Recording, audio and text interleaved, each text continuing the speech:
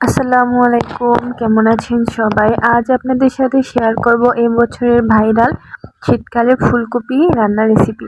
তো আমি এখানে ফুলকপি নিয়েছি, আলু নিয়েছি, ভালো করে পিস পিস করে কেটে নিয়েছি। এরপর নিয়েছি কাঁচামরিচ, পেঁয়াজ, রসুন, সব কিছু খোসা ছাড়িয়ে নিয়েছি, কেটে নিয়েছি। এরপর এগুলোকে কেটে ভালো করে চুলায় দিয়ে দিয়েছি এবং দিয়েছি সয়াবিন তেল। তেল দিয়ে ভালো করে নেড়ে চেড়ে এটাকে ভেজে নিয়েছি।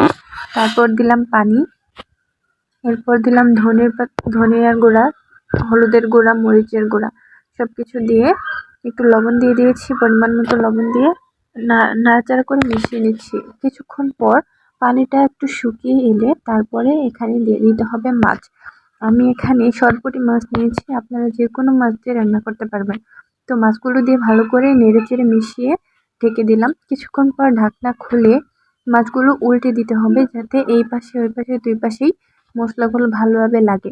তারপর ঢাকনাটা খুলে মাছগুলো তুলে নিয়েছি। এখানে দিয়ে দিয়েছি কেটে রাখা আলুগুলো দিয়ে নাড়াচাড়া করে মিশিয়ে নিলাম। এরপর দিয়ে দিলাম কেটে রাখা ফুলকপি।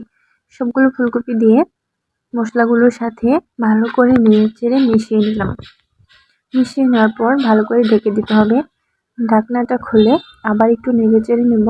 পানিটা এখনো শুকিয়ে যায়নি, এর জন্য আবার একটু ঢেকে দিলাম। তারপর ঢাকনাটা খুলে দেখলাম যে পানি শুকিয়ে গিয়েছে। এরপর সিদ্ধ হওয়ার জন্য পর্যাপ্ত পরিমাণে পানি দিয়ে দিলাম।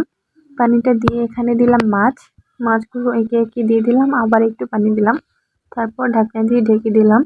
আস্তে আস্তে সিদ্ধ হতে দিয়েছি। কিছুক্ষণ পর ঢাকনাটা খুলে দিয়ে দেবো ধনিয়ার পাতাগুলো ছোট ছোট পিস করে কেটে নিয়েছি। এরপর ভালো করে ছড়িয়ে ছিটিয়ে দিয়ে দিয়েছি এবং ঢাকনাটা ঢেকে দিয়েছি।